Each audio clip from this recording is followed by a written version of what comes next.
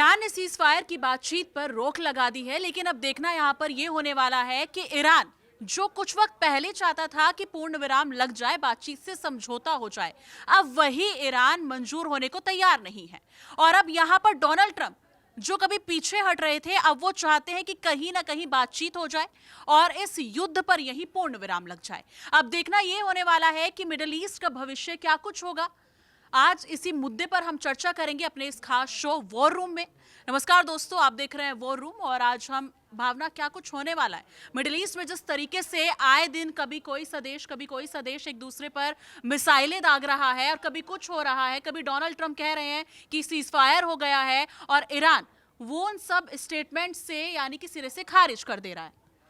देखिए तान्या, आपने बोला कि सीज फायर होगा कि नहीं। देखिए सीज फायर तो मुझे बहुत दूर दूर तक नजर नहीं आ रहा है, क्योंकि जिस तरीके की ट्रम्प की हरकतें हैं, उन हरकतों पर सीज फायर ना ही होना ये एक तरह से लाजमी भी लगता है, क्योंकि ईरान को जिस तरीके से वो दबोच रहा है, दबदबा बना रहा है, वो कहीं ना कहीं गलत है। क्योंकि देखिए सबसे पहले ईरान पर हमला किया गया, ईरान पर हमले का जवाब IRGC ने अब हाल ही में दिया है। तो देखिए अब ईरान ने भी वो दिखा दिया है कि कहीं ना कहीं वो दबने वाला नहीं है। अब ईंट का जवाब पत्थर से देने के लिए ईरान तैयार बैठा है।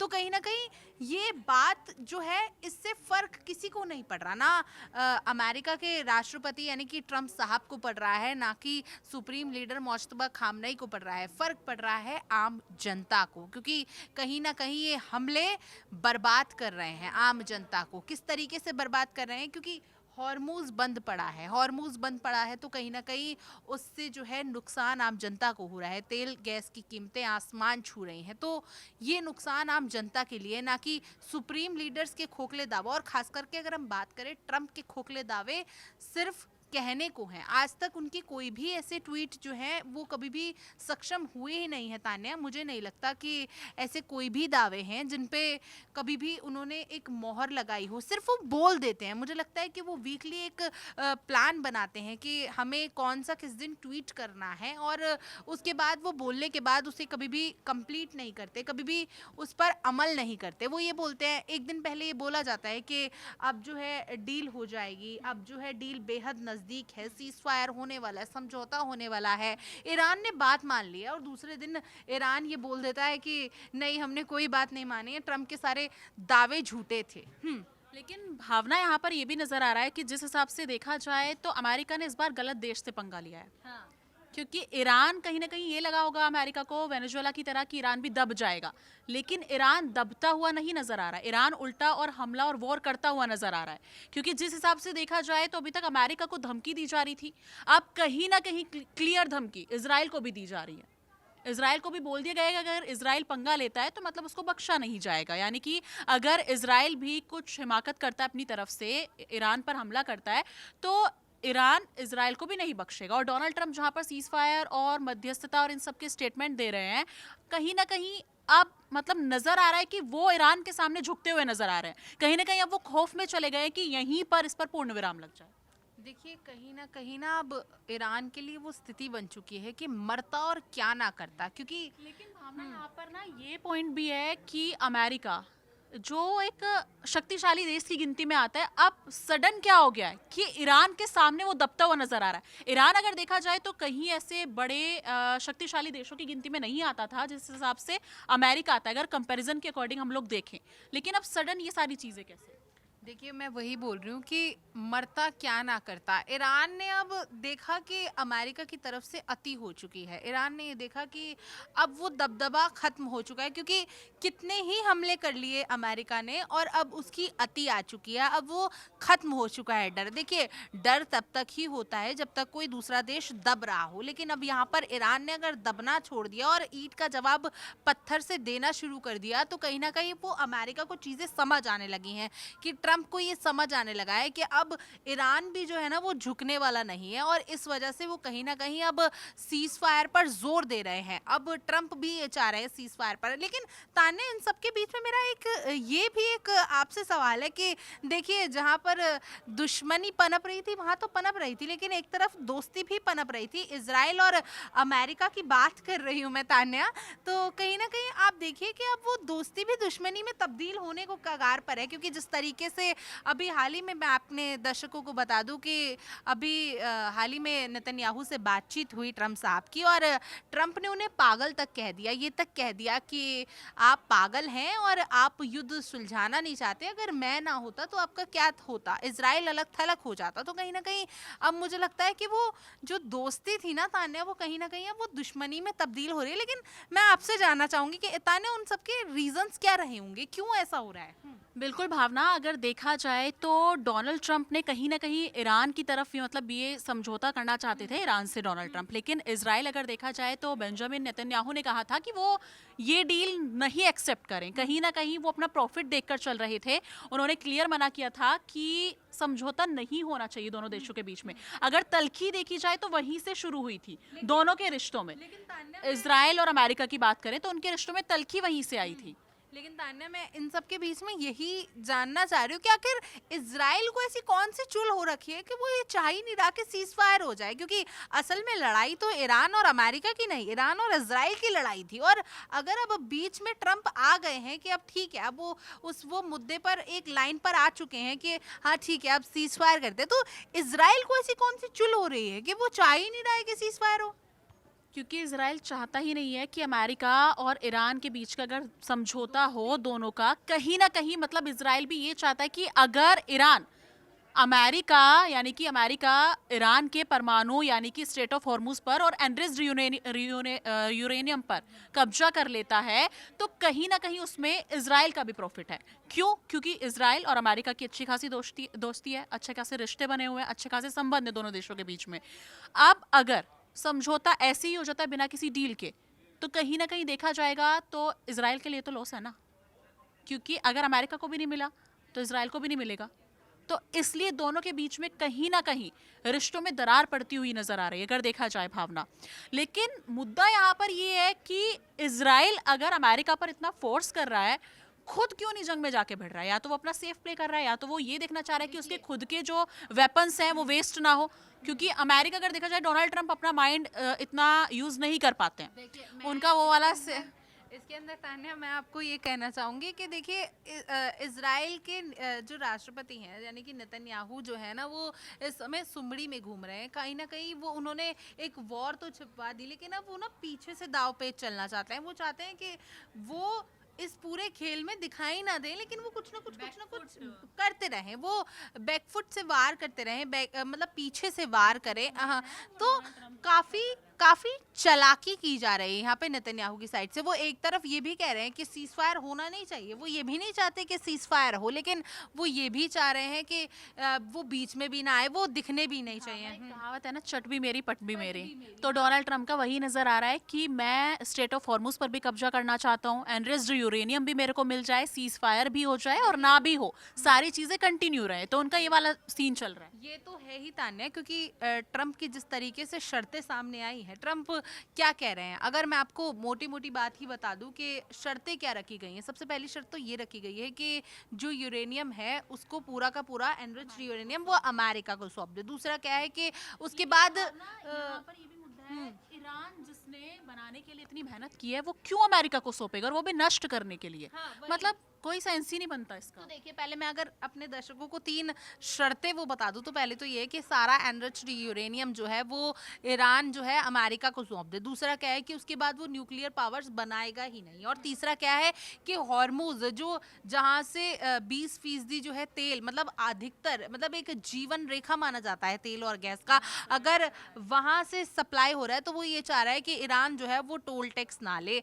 देखिए, कहीं ना कहीं अमेरिका अपनी यहाँ पे नीति देख रहा है, अपना एक भविष्य, अपनी एक वो देख रहा है। ऑब्वियस है भावना, देखी भी क्यों ना, अगर डोनाल्ड ट्रंप अपनी कुछ टाइम पहले टैरिफ लगाते हुए अपना प्रॉफिट देख रहे थे, तो क्या ईरान नहीं देखेगा? वही मैं बोल रही हूँ कि कहीं ना कहीं ईरान भी अपना प्रॉफिट देख रहा है, लेकिन ट्रम्प ये चाहते नहीं है। ट्रम्प की शर्तें जो हैं वो सारी की सारी हैं कि अमेरिका फर्स्ट वाली, वो हर जगह अमेरिका की भलाई देख रहे हैं। लेकिन ये तो अब पूरी दुनिया जानती है ना कि अब जो दो देशों के बीच में अगर जंग चल रही है तो एक पर तो समझौता होगा नहीं। ये तो होगा नहीं कि अगर अमेरिका की सारी शर्तें ईरान मान ले तो समझौता हो जाएगा। समझौते के लिए दोनों की शर्तें इक्वल होनी चाहिए, दोनों के समझौते बराबर के होने चाहिए।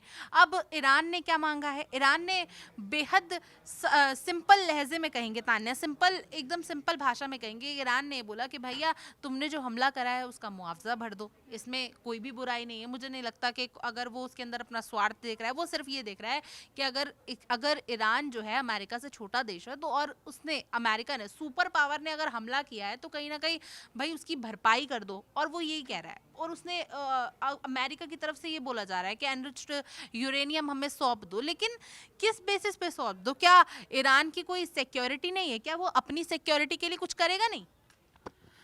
बिल्कुल भावना, अभी हाल ही में अगर देखा जाए तो अपनी सिक्योरिटी को देखते हुए ईरान ने जो कुवैत में और बहरीन में जो बेस बने हुए थे, यूएस बेस बने हुए थे, उन पर मिसाइलें दागी। और वो तस्वीरें भी हम यहाँ पर दिखा सकते हैं, आप लोग देख सकते हैं कि किस तरीके से, यानी कि कितनी मिसाइलें दागी गई हैं, ये देख सकते हैं।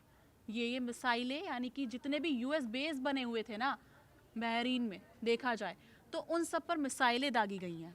यानी कि कहीं ना कहीं भावना देखा जाए तो ईरान भी दबने का नाम नहीं ले रहा। ये देख सकते हैं मिसाइलें, कितनी मिसाइलें दागी गई हैं, जिस हिसाब से डोनाल्ड ट्रंप, कहीं ना कहीं इसलिए भी अगर देखा जाए कि डोनाल्ड ट्रंप इसीलिए दबते हुए नजर आ रहे हैं। ईरान झुकने का नाम नहीं ले रहा है, लेकिन अब डोनाल्ड ट्रंप इस जंग से पीछे हट रहे हैं। ये 3 मिसाइलें आप देख सकते हैं जो यूएस बेस पर दागी गई हैं, यूएस के सैन्य बेस पर दागी गई हैं यहाँ पर ईरान की, मतलब ईरान ने जो दागी हैं ये मिसाइलें। भावना, कितने अच्छे से तस्वीरें शो कर रही हैं भावना। लेकिन तान्या ठीक है, मिसाइल तो दाग दी, लेकिन अब ट्रम्प साहब को कौन समझाए कि भैया मिसाइलें बहरीन और कुवैत में गई थी। अब ट्रम्प की तरफ से तो ट्वीट आ रहे हैं, ट्रम्प कह रहे हैं कि नहीं, ऐसा कोई हमला नहीं हुआ था, ईरान की मिसाइलें जा रही थी और वो रास्ते में गिर गई तो ऐसे हमले हुए हैं। मतलब आप देखिए कि अगर मिसाइलें कोई हमला कर रही हैं तो वो कैसे बीच में गिर सकती है। उन्होंने बोला कि ये कोई ग्लिच हुआ है ईरान की साइड से, मिसाइलें कहीं और जा रही थी लेकिन वो बीच में कुवैत और बहरीन पर आ गई। मतलब किस तरीके के ही बातें करते हैं। देखा जाए ना तो डोनाल्ड ट्रंप के सामने ना, मतलब वो ऑलवेज परफेक्ट टाइप वाली नीति है कि वो हमेशा ठीक है। जो तस्वीरें हैं, जो वीडियोस, क्लिप्स, कुछ भी है ना, इवन बड़े बड़े स्टेटमेंट भी जो आ रहे हैं,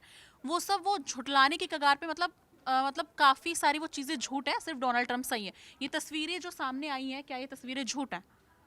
अगर देखा जाए ईरान की तरफ से जो तस्वीरें साझा की गई हैं, बाकी जगहों की तरफ से तस्वीरें जो साझा की गई हैं, क्या ये झूठ है? क्योंकि अगर अब देखा जाए तो ईरान ने एक स्टेटमेंट भी दिया था कि उन्होंने अमेरिका पर हमला किया है, मिसाइलें दागी हैं, जिसमें अमेरिकी सेना ने ये बोल दिया था, उनके बयान को सिरे से खारिज कर दिया था कि ये स्टेटमेंट क्लियरली झूठ है। लेकिन तान्या देखिए, इसमें मुझे लगता है कि ये ट्रम्प के बयान नहीं, ट्रम्प की बौखलाहट बोल रही है कि जो एक नेता अपने आप को सुपर पावर समझता था और वो ये समझता था कि मैं एक पीस मेकर बनूंगा, मैंने 8 से 9 युद्ध सॉल्व करा दिए, लेकिन अब पेच फंस गया ईरान में, अब यहाँ का सॉल्व हो नहीं पा रहा और सीधे वॉर जो है अब यहाँ पे अमेरिका और ईरान की चल रही है। तो कहीं ना कहीं अब वो उस वॉर से अपना नाम हटवाना चाहता है। वो ये चाहता है कि वो पीस मेकर बन के दिखाए और उसको एक पीस प्राइस मिल ही जाए। लेकिन यहाँ पर ट्रम्प ये भूल गए हैं तान्या कि वो पीस मेकर नहीं, वो वॉर मेकर बन रहे हैं। कहीं ना कहीं वो वॉर भड़का रहे हैं। एग्जैक्टली भावना, लेकिन यहाँ पर सवाल ये भी है कि ईरान भी कहीं ना कहीं माइंड से गेम खेल रहा है। उसने सीधे यूएस या फिर अगर देखा जाए तो बाकी के देश, व्हाइट हाउस वगैरह, डोनाल्ड ट्रंप वगैरह सीधा निशाना साधते हैं। उन्होंने वहां ना निशाना साध कर बहरीन और कुवैत के जो जहाँ वहां पर यूएस बेस बने हुए हैं, वहां पर निशाना साधा है। क्योंकि देखिए तान्या, कहीं ना कहीं ये बात तो है ही ना कि अमेरिका जो एक देश है वो एक सुपर पावर वाला देश है। कहीं ना कहीं ये बात ईरान जानता है कि उसकी जो पावर्स हैं वो ईरान अमेरिका से कम है, अमेरिका के मुकाबले उसकी पावर्स कम है। तो कहीं ना कहीं वो हमले इस तरीके के कर रहा है, वो वहां पर हमले कर रहा है जहां पर उसका बस चल सके, जहां पर अब अमेरिका पे उसे पता है कि वो एकदम से तुरंत हमला जाके डायरेक्ट नहीं करेगा। तो इस तरीके से वो आसपास के एरियाज में, जैसे कि बहरीन और कुवैत है, वहां वहां पर हमला कर रहा है, ये सिर्फ एक धमक देने के लिए, एक चेतावनी देने के लिए अमेरिका को कि हम भी किसी से कम नहीं। लेकिन यहाँ पर ये बात तो एक फैक्ट कही जाएगी कि ईरान की पावर अमेरिका जितनी नहीं है, और ऐसे में अगर अमेरिका को भी ये समझना चाहिए, वो अगर हमले कर रहा है तो उसे भी ये चीज़ समझनी चाहिए कि अगर इतनी पावर वाला वो देश नहीं है तो आखिर ट्रंप चाह क्या रहे हैं? क्या वो दबदबा बनाना चाहते हैं हर एक देश पर? क्या अब देखिए, अगर बात करें तान्या तो अब्राहम अकॉर्ड की, तो देखिए अब वो पाकिस्तान को भी नीचा दबाने की कोशिश की गई, लेकिन अब पता नहीं कटोरा पाकिस्तान शायद अपने हाथ से लेना भूल गया था, पाकिस्तान ने वो कटोरा कहीं रख दिया होगा थोड़ी देर के लिए, या फिर उसे अपनी बीख याद नहीं आई होगी तो उसने मना कर दिया कि नहीं, हम अब्राहम अकॉर्ड पे साइन नहीं करेंगे। हमारा यहाँ पर एक मुद्दा ये भी उठता है कि मुझे ये नजर नहीं आ रहा कि डोनाल्ड ट्रंप को कोई और देश नहीं मिला वो प्रस्ताव देने के लिए। सिर्फ एक पाकिस्तान ऐसा खोखला देश मिला, यानी कि अगर देखा जाए आतंकिस्तान, जो डोनाल्ड ट्रंप कहते हैं कि उन्होंने ईरान पर इसलिए किया क्योंकि वो हिजबुल्ला को सपोर्ट करता है। तान्या देखिए, इसके आपके सवाल से मेरे को एक और सवाल ये आया कि देखिए कोई और देश नहीं मिला, क्यों? ईरान से क्यों जंग कर रहे हैं आप कि आप यूरेनियम उनसे लेना चाहते हैं? क्यों? क्योंकि वो हूतियों को सपोर्ट कर रहा है, ईरान ये कर रहा है, वो कर रहा है। लेकिन पाकिस्तान क्या कर रहा है? क्या पाकिस्तान आतंकवाद को पनाह नहीं दे रहा? पाकिस्तान को उसके लिए वो खर्च दे रहा है, IMF का लोन दे रहा है। तो ये कहीं ना कहीं मेरे को दोगली बात है ना ट्रंप की, समझ नहीं आती है तान्या। अगर देखा जाए वो जो प्रस्ताव भिजवाने थे वो पाकिस्तान को वहां पर चुना गया कि पाकिस्तान अमेरिका के प्रस्ताव ईरान के सामने रखेगा। अगर देख, और वो भी कब रखे गए हैं? जब वो चाइना से वापसी आ गए हैं अमेरिका में।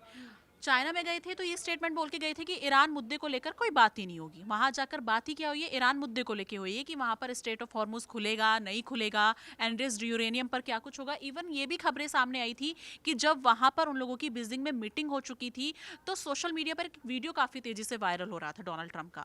शी जिनपिंग के उठने के बाद उनकी जो पेपर्स, डॉक्यूमेंट्स वगैरह जो भी चीजें थी वो वहां पर रखी हुई थी।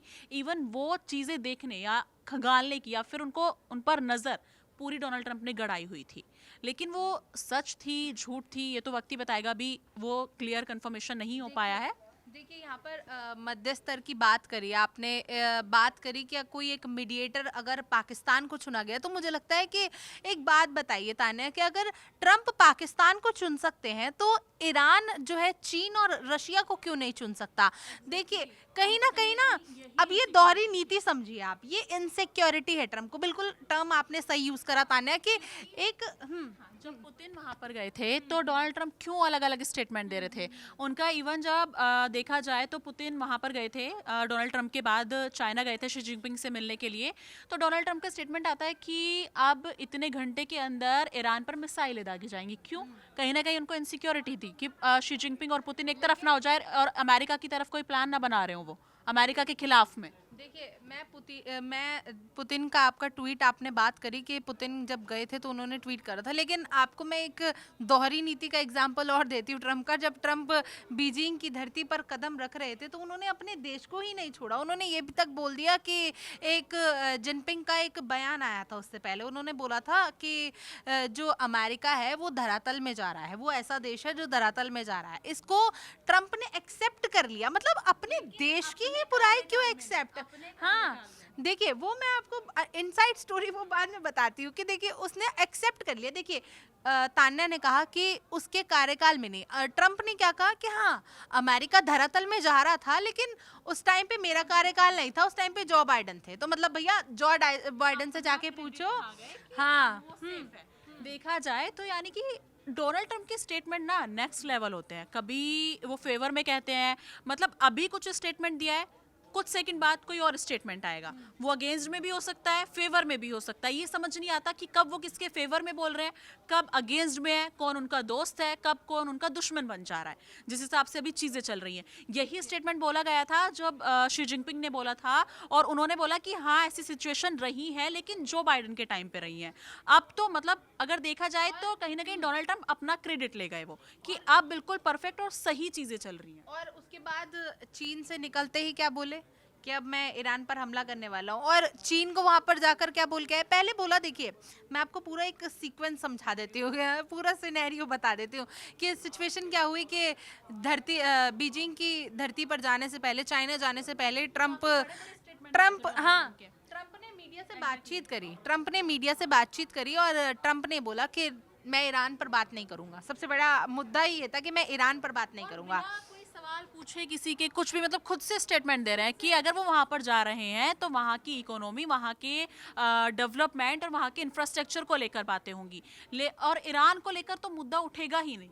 हाँ, देखिए सबसे पहले ये बयान आया कि मैं ईरान पर बात नहीं करूंगा। उसके बाद जाते हैं चाइना में, अच्छा जोरों शोरों से उपराष्ट्रपति जो है स्वागत करते हैं। उसके बाद ट्रंप के ना माइंड चेंज हो जाता है। ट्रंप को याद आ जाता है कि अरे चाइना से अच्छा तो कोई देश ही नहीं है। वो फूले नहीं समारा, जो एक दुश्मन था भी यहाँ पे दोस्त बन गया। इस सिचुएशन में वो दोस्त बन गया। उसके बाद ये बोला गया कि ईरान पर बात नहीं करेंगे और चाइना ने भी बोला कि हम ताइवान पर बात नहीं करेंगे। ये ताइवान हमारी रेड लाइन है। अमेरिका ने बोला ईरान हमारी रेड लाइन है। दोनों देशों ने दोगली और खोखली बातें करी, क्योंकि इसका प्रूफ मैं अब आपको आगे दे देती हूँ। हाँ, दोहरी नीति, क्योंकि इसका प्रूफ मैं अब आपको आगे दे देती हूँ। उसके बाद मीटिंग हुई दोनों नेताओं की, दोनों सुपर पावर्स की, जिनपिंग की हुई और ट्रंप की हुई। और मुद्दा क्या हुआ कि ताइवान पर आप हमें नहीं बोलोगे, हम जो भी करें ताइवान को आप हथियार नहीं दोगे। यानी कि यूएस जो अभी तक ताइवान को हथियार सप्लाई कर रहा था, वो आप हथियार नहीं दोगे। और ईरान के लिए ट्रंप ने क्या बोला कि ठीक है, मैं आपकी ताइवान वाली बात मान लेता हूं। और उन्होंने आकर ताइवान को ये बोल भी दिया कि आप अपना युद्ध अपने आप देखिए, हम कोई नहीं होते बीच में दखल अंदाजी करने के लिए, ठीक है। और उसके बाद ये बोला गया कि ठीक है, हमने आपकी ये डील मान ली, अब आप भी जो है ईरान को हथियार नहीं देंगे। उसके बाद ये डील हो गई। उसके बाद चाइना से अच्छा कोई देश ही नहीं था। चाइना से अच्छा कोई देश ही नहीं था। उसके बाद वापस आते हैं ट्रंप साहब, वापस अपनी धरती वॉशिंगटन पे कदम रखा जाता है और इतने में पुतिन जो है वहां चले जाते हैं चाइना। उसके बाद पुतिन की चाइना में एंट्री और ट्रंप का भाव बदल गया।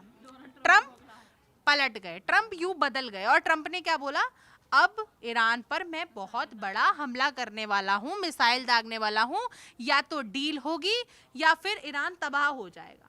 मतलब आप इस पूरे सिनेरियो से समझिए कि आखिर ट्रंप चाहते क्या हैं। क्या वो डील चाहते भी हैं, क्या वो सीज फायर चाहते भी हैं, या फिर वो एक अपने आप हर देश पर अपना एक दबदबा बनाना चाहते हैं, चाहे वो पाकिस्तान हो, ईरान हो, इजराइल हो, किसी पर भी अपना एक दबदबा बनाना चाहते हैं। माना कि खाड़ी के देश जो हैं ईरान के सपोर्ट में नहीं है, वो नहीं चाहते कि हॉर्मुज का जो एरिया है या फिर न्यूक्लियर पावर्स हैं वो ईरान के हक में जाए। लेकिन इसका मतलब ये भी नहीं कि तुम पूरी किसी एक देश की ताकत ही खत्म कर दो। अमेरिका को कहीं ना कहीं ये बात को समझना चाहिए तान्या, कि कहीं ना कहीं तुम ये नहीं कर सकते हो कि उसकी एक ऐसे संप्रभु देश की ताकत ही खत्म कर दो, उसकी सिक्योरिटीज खत्म कर दो। और दूसरी बात ये कि मेरे को दूसरी चीज जो लगती है वो ये लगती है कि ट्रंप कहीं ना कहीं एक अब ईरान में एक रिजीम चेंज चाह रहे हैं। वो चाह रहे हैं एक उनकी कठपुतली वाली गवर्नमेंट जो है वो ईरान के अंदर बैठे और जो वो कहते हैं वो हो। तो तान्या, आपको क्या लगता है इस पे? बिल्कुल भावना, हम यहाँ पर देख भी सकते हैं, कुछ तस्वीरें सामने आई हैं। ये अमेरिका का फ्लैग है और ये ईरान का देख सकते हैं और ये इजराइल का। और ये जो मिसाइलें दागी जा रही हैं ये देख सकते हैं, 1 2 3 ये मिसाइलें यहाँ से यहाँ दागी जा रही हैं और यहाँ से यहाँ, ये पूरा। और ये स्ट्रेट ऑफ हॉर्मुज हम देख सकते हैं।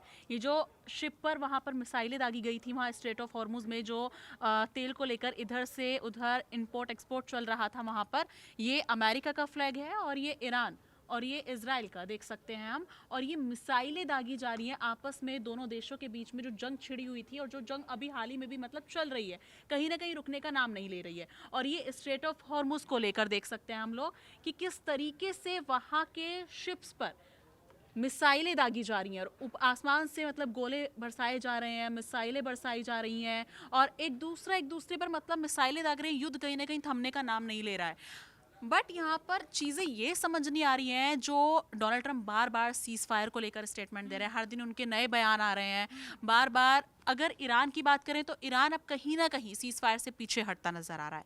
वो नहीं चाह रहा है कि सीज फायर हो। या तो हम ये कह सकते हैं कि डोनाल्ड ट्रंप अपनी कुछ डिमांडें जो हैं उनसे पीछे नहीं हट रहे हैं, तो ईरान भी झुकने का नाम नहीं ले रहा है। और डोनाल्ड ट्रंप चाहते हैं कि जो उन्होंने अपनी डिमांड रखी हुई है enriched uranium, straight of Hormuz को लेकर, और काफ़ी ऐसी डिमांड है जो वो चाहते हैं कि उसके फेवर में रहते हुए सीज फायर हो, उन्हें ईरान मानने को तैयार नहीं है।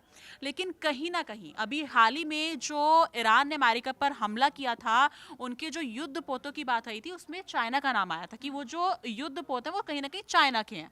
यानी कि कहीं ना कहीं अब अमेरिका, जिस हिसाब से अमेरिका और इजराइल के रिश्तों में तलखी देखी जा रही है, दरार देखी जा रही है, अब वहीं कहीं ना कहीं वो जो यानी कि युद्ध पोत देखे गए हैं, उसमें कहीं ना कहीं अमेरिका और चाइना के रिश्तों में भी तलखी देखी जा सकती है। भावना, ये सारी चीजें देखिए, नजर आ रही हैं। तलखी देखी जा सकती है। अब ये भी हो सकता है कि जो दोस्ती अब नई नई पनप रही थी ना चाइना और अमेरिका के बीच में, कहीं ना कहीं उसमें दोबारा से दरार आ सकती है और वो दोस्ती दुश्मनी में दोबारा से बदल सकती है, क्योंकि ट्रम्प के बयान ही झूठे हैं। भावना, चाइना से तो कभी थी नहीं अमेरिका की दोस्ती, या तो ये कह दो अपने मतलब के लिए रखी वो जा रही दोस्ती थी। अब पनप रही है ना, क्योंकि अब वो कहीं ना कहीं लेकिन ईरान से कहीं ना कहीं बदला दरार चाहते तो हैं। पड़ती जा रही है ना। अगर देखा जाए तो ताइवान के फेवर को लेके मतलब अगर देखा जाए तो दोनों देश अपना प्रॉफिट देख रहे थे। अमेरिका अपना देख रहा था ईरान को लेकर, चाइना ताइवान को लेकर अपना देख रहा था, क्योंकि अमेरिका ताइवान को सपोर्ट करता है, चाइना ईरान को करता है। तो कहीं ना कहीं जो मीटिंग हुई थी ईरान वॉर को लेके हुई थी, कि अगर ईरान वॉर, अगर चाइना ईरान को सपोर्ट कर रहा है, उसको सिप दे रहा है, तो दोनों मिलेंगे, तो वो जो डीले इधर से उधर एक्सपोर्ट इंपोर्ट चल रहा है तो कहीं ना कहीं रुक जाएगा, जो कि ऐसा नहीं होते हुए नजर आया है। देखिए, वही मैं बोल रही हूँ कि अपने अपने भले देख रहे थे दोनों देश, अपनी अपनी एक प्रॉफिट देख रहे थे कि चाइना ये चाह रहा था कि उसको जो है ताइवान के मुद्दे पे ना छेड़ा जाए, और ईरान कहीं ना कहीं ये चाह रहा था कि जो उसको इनडायरेक्ट वे में सपोर्ट मिल रही है ईरान को, वो कहीं ना कहीं वो सपोर्ट बंद हो सके। लेकिन सपोर्ट तो बंद होगी या नहीं होगी ये तो वक्त बताएगा, लेकिन ये ज़रूर तय है कि ये दुश्मनी, ये दोस्ती जो है दुश्मनी में ज़रूर बदल जाएगी, क्योंकि अभी हल्की हल्की दोस्ती होना स्टार्ट ही हुआ था, लेकिन वहाँ पर पुतिन पहुँच गए और पुतिन से वो याराना दिख गया, तो कहीं ना कहीं बात वो आ गई कि अब, हाँ, आग में घी डालने का काम हो गया दोनों देशों के बीच में। लेकिन अब बात अगर हम मध्यस्थरों की करते हैं, लेकिन ताने इसके अंदर मेरे का एक सवाल जो है मन में आ रहा है कि देखिए, मध्यस्तर पाकिस्तान तो किसी लायक है नहीं, मुझे नहीं लगता कि पाकिस्तान को मध्यस्तर के रूप में भेजना चाहिए था। लेकिन अगर पाकिस्तान नहीं तो फिर कौन सा देश ऐसा था जो मध्यस्थता अच्छे से करा पाता? यार कोई नहीं करा पाएगा, क्योंकि अगर देखा जाए तो डोनाल्ड ट्रंप सुनते किसकी हैं? डोनाल्ड ट्रंप अपना स्वार्थ वही, अगर देखा जाए तो काफ़ी देशों ने मतलब कोशिश भी की थी। अगर देखा जाए तो पुतिन के भी स्टेटमेंट आए थे कि यहीं पर पूर्ण विराम लगाया जाए, काफ़ी तमाम ऐसे देशों के स्टेटमेंट आए थे, लेकिन डोनाल्ड ट्रंप का वो वाला सीन है कि जो उनको ठीक लगेगा वो अपने मन की करते हैं, उनको कोई फ़र्क नहीं पड़ता कि बर्बाद हो या फिर कुछ भी हो। इवन यहाँ तक कि कितने आम लोग परेशान हो चुके हैं, वहाँ की जनता परेशान हो चुकी है, वहाँ की जनता ने नॉकिंग प्रोटेस्ट तक वहाँ पर चालू कर दिया था। उसके बावजूद भी ट्रंप वहाँ की जनता का ना सोचकर वो स्टेटमेंट देते हैं बड़े बड़े कि मैं अपने देश के हित में सोच रहा हूँ, मेक अमेरिका ग्रेट अगेन सोच रहा हूँ, लेकिन नज़र कुछ और ही आ रहा है। देखिए, मेक अमेरिका ग्रेट अगेन मेरे को लगता है एक ड्रीम ही रह जाएगा, ट्रम्प का एक ड्रीम रह जाएगा, इसलिए क्योंकि अमेरिका ग्रेट कैसे होगा, क्योंकि अगर आसमान पे छू रही है कीमतें तेल और गैस की, और अपनी ही जनता परेशान है, और इतनी ज़्यादा परेशान है कि अब उन्होंने ट्रम्प को नापसंद करना शुरू कर दिया है। जो 90% लोग पसंद करते थे, अब उससे नीचे बिल्कुल एकदम डाटा जो है धरातल में गिरता चला जा रहा है।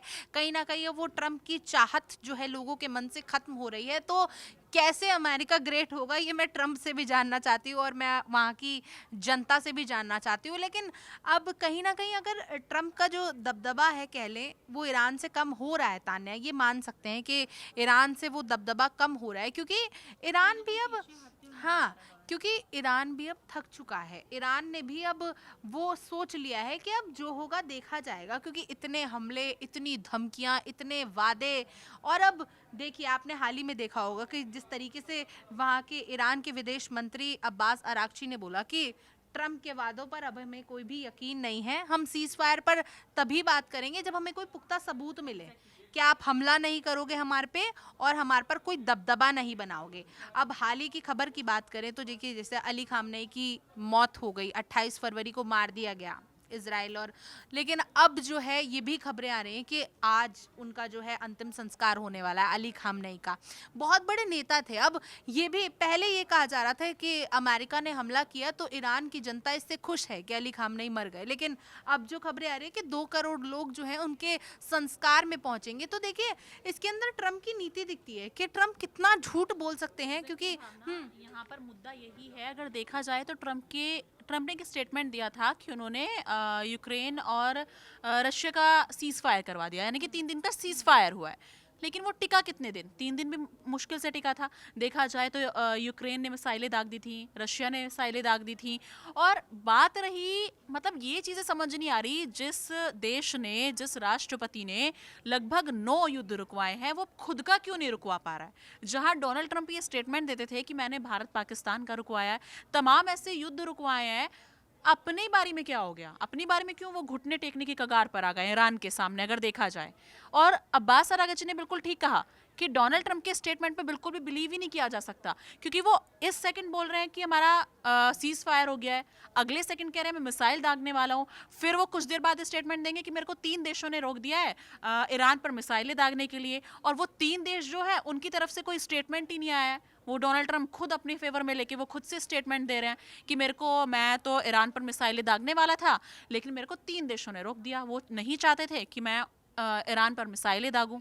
देखिए, ये बात तो वही हो गई तान्या कि देखिए ट्रम्प ना दबदबा सिर्फ उसी पर बना सकते हैं जो ज़्यादा देश बोलते नहीं। अब देखिए जिनको भीख दे रहे हों या फिर जो छोटे देश हो रहे हो, वेनेजुएला हो गया, पाकिस्तान हो गया, इनके ऊपर ही दबदबे बना सकते हैं। अब ट्रम्प बात करें कि उन्होंने भारत पाकिस्तान के बीच में मध्यस्थता कराई थी, तो ये बिल्कुल एकदम सफ़ेद झूठ है ट्रम्प का, क्योंकि कितनी बार हमारे ही नेता जो हैं, हमारी ही इंडिया की तरफ से ये बोला जा चुका है कि समझौता हम दोनों की अंडरस्टैंडिंग पे हुआ था, ना कि आपने कराया था। और दूसरी बात, अब बात अगर रशिया यूक्रेन पर आते हैं तान्या, रशिया यूक्रेन के युद्ध पर आते हैं, तो ट्रम्प ये अच्छी तरह, ये भली बात ही जानते हैं कि पुतिन एक ऐसे नेता हैं कि जो अपनी चलाएंगे, उनके देश पर किसी का भी राज नहीं चलेगा, चाहे वो सुपर पावर ट्रम्प ही क्यों ना हो। सुपर पावर होंगे वो अपने घर के, अपने अमेरिका के, ना कि रशिया के। इसके अंदर जेलेंस्की को वो कितनी भी बातें समझाएं कि ट्रम्प की हमने करा देंगे, हम सीज फायर करा देंगे। पॉइंट याद आ रहा है कि डोनाल्ड ट्रंप कह रहे हैं कि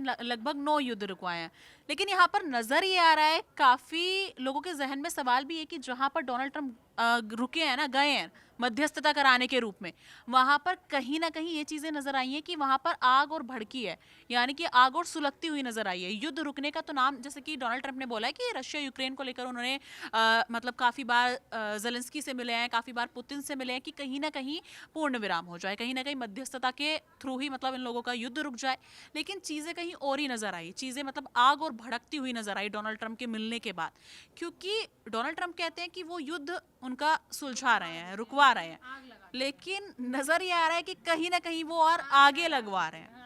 अब यही देखना है कि जिस हिसाब से डोनाल्ड ट्रंप स्टेटमेंट दे रहा है ईरान अमेरिका युद्ध को लेकर भी, अगर जो चीज़ें हाल ही में स्थिति बनी हुई है, कभी चाइना मिलने जा रहे हैं, बीजिंग में उनकी मीटिंग हो रही है शी जिनपिंग से, कभी पुतिन और शी जिनपिंग जो मिल रहे हैं उनको लेकर उनके स्टेटमेंट सामने आ रहे हैं। अब जिस हिसाब से ईरान ने यूएस बेस पर अटैक किया है, उसके बाद अमेरिका की क्या कुछ प्रतिक्रिया रहती है, अमेरिका अपना क्या कुछ रुख अपनाएगा, ये भी देखना काफ़ी महत्वपूर्ण होने वाला है, क्योंकि दिन ब दिन स्थिति काफ़ी जटिल बनती जा रही है और युद्ध थमने का नाम नहीं ले रहा है। इसी मुद्दे पर हम आपको फिर से कोई नई अपडेट देंगे, इसलिए देखते रहिए हमारा एक खास शो वॉर रूम, और आपकी इस मुद्दे पर क्या कुछ राय है कमेंट सेक्शन में जरूर साझा कीजिएगा। देखिए इंडिया डेली 24/7 अब आपकी स्मार्ट टीवी पर। इंडिया डेली मौजूद है सभी डिजिटल प्लेटफॉर्म पर लाइव और लगातार। इंडिया डेली 24/7 हर दिन राष्ट्र को समर्पित।